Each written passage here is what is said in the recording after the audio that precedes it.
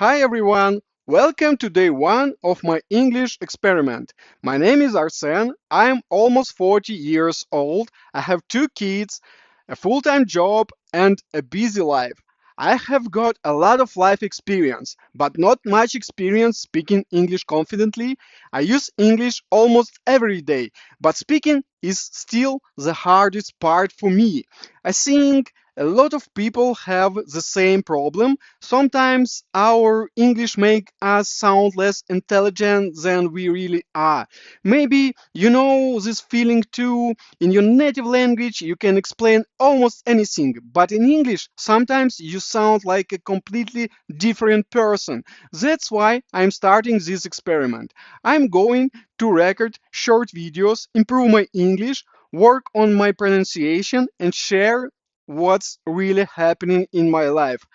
If you are also learning English, I would love to have you here. And if you hear something I can pronounce better, please tell me in comments.